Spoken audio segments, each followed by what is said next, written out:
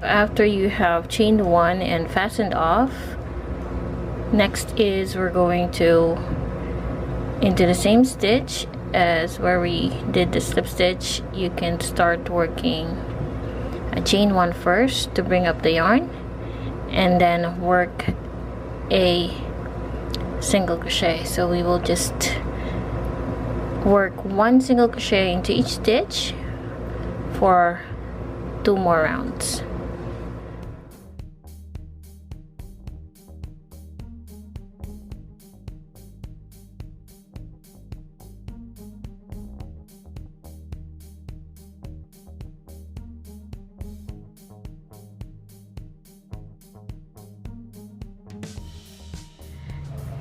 Okay, so once you get to the desired height, because we're going to add the zipper after this, now for the edging you can work a crab stitch.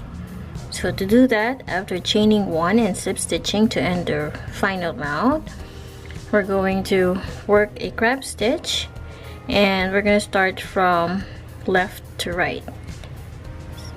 So what I'm going to do is I'm going to insert the hook into the right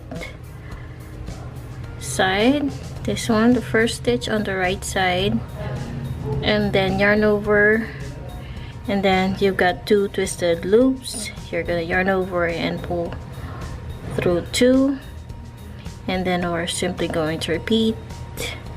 Insert the hook into the next, yarn over, you'll have twisted 2 loops, yarn over and pull through 2, and we're going to repeat this until we get back around